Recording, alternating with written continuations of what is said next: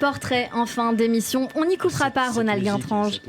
Et ben voilà, on l'aime aussi beaucoup cette musique. On a pour habitude de débriefer ces minutes passées ensemble. Et aujourd'hui, c'est votre portrait dans les mains de Joseph Agostini, le merveilleux Joseph Agostini. Que j'ai menacé physiquement. Ouais, c'est ça. Mais je vous demanderai 70 € à la fin. C'est ça. 70 € pour une bonne séance de psy. C'est normal. Ça va. Bon. Alors bon, écoutez, il y a des phrases comme ça qui ne trompent pas. Si vous venez dans mon cabinet et si vous me dites « je veux être un homme bien », je vous demande 70 € et vous pouvez sortir en fait. Vrai, Hein. vrai. Ça résume très bien, Ronald Guintrange, finalement, tout ce que vous nous avez dit tout au long de cette émission. Alors, je me disais que j'avais quand même dans mes oreilles un véritable missionnaire de la hard news. Un soldat, non pas d'une guerre sanguinaire, mais d'une course à l'information. Cette quête, à la fois personnelle et collective, en mutation perpétuelle, éprouvante, harassante, mais, il faut bien le dire, jubilatoire, un peu addictive. À force de se transformer, cette information, au gré des heures, des minutes, des secondes, il faut la tenir, hein, comme ça, comme un cheval fou, non? Ouais, je sais pas si j'essaie d'être un bon cavalier, mais c'est à quoi ça? C'est le delta entre l'information, la façon dont on la traite, c'est l'espèce d'effectivement. Le mot addiction est assez vrai, quoi. C'est-à-dire qu'on se pose tous la question si un jour on arrête ce métier-là et arrête de traiter l'information au quotidien. Et il y a ce manque là, parce qu'il y a cette envie d'être toujours dans ce cirque incroyable, et je pense cirque au sens de cercle, quoi, qui n'arrête jamais. Donc c'est aussi hyper excitant, évidemment. Alors, dans le même temps, je me disais, pour éviter le burn-out, peut-être, à un moment donné, vous faites des retraites dans des monastères quelque part, vous partez. Non, mais ce que je disais tout à l'heure, c'est que j'arrive à déconnecter. Je suis pas tout le temps branché 24 heures sur 24 sur les infos. Oui. J'ai des amis, je sais m'amuser, je fais du sport, je vais faire du ski, je pars en vacances, donc ça va. Je lis un bon bouquin, je déconnecte.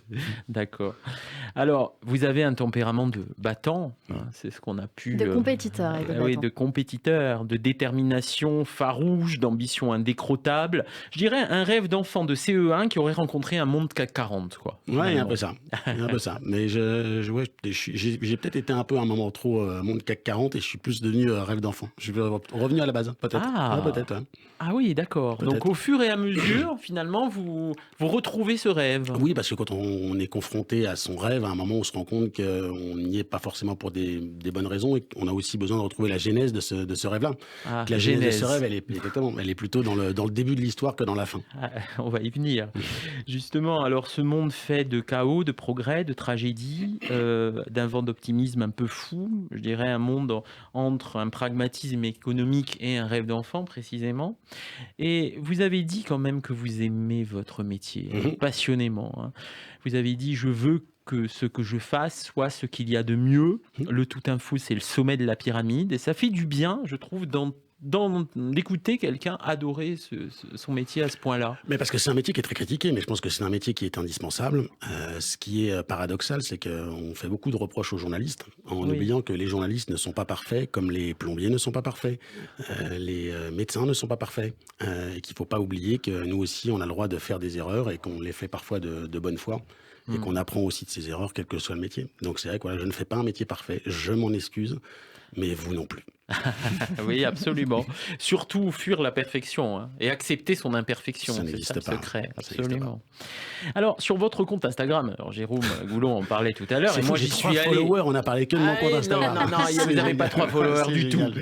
Et vous citez Jacques Prévert. Alors, j'ai cité, mais écoutez, j'ai trouvé super beau quand même qu'un journaliste de Hard News cite Jacques Prévert et vous dites « Plus tard, ce sera trop tard, notre vie c'est maintenant ». Et c'est là que Jacques Prévert et BFM se retrouvent. C'est sur cette citation quand même, mais le maintenant. Oui, cela dit, j'ai rencontré la semaine dernière, je suis allé voir Alexandre Prévert, qui fait partie de la famille de Jacques Prévert, qui a un spectacle assez sympathique et très très très original sur Lucernaire. Je crois qu'il doit rester encore quelques... Il m'a ajouté sur Instagram aujourd'hui, je vais lui faire un petit mot. Et voilà. Mais Alexandre, c'est un spectacle très différent de ce qu'on voit, et c'est un homme brillant et plein de talent. Et allez voir, je me rappelle plus, je cherche en même temps, je suis désolé, le nom de son spectacle, mais où sont passés vos rêves?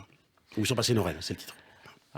où sont passés vos rêves? Et c'est vous, ça, hein, et c'est Genesis aussi, votre podcast. Hein. Et pour terminer, Ronald Gantrange, voilà, on a 2 minutes. Absolument. 2 minutes, donc on a encore un petit peu plus de temps, pardon. Moi, je fais mes petits signes. Parce que elle faisait 1 minute, puis 2 minutes. Les maths et moi, c'est une séance lacanienne, en fait, aujourd'hui. C'est une séance très courte. Mais je vous demande 70 € quand même. 1 minute 30. Lacan, c'est la citation à la fin de mon podcast. C'est vrai? Le désir possède une puissance indestructible. Et absolument, c'est ce que vous disiez, Cyrielle, tout à l'heure. Voilà. Et effectivement, il n'y a que le désir qui compte, au fond. Hein, le désir de se nourrir de cette information permanente. Le feu, comme dirait un très bon groupe qu'il faut aller écouter.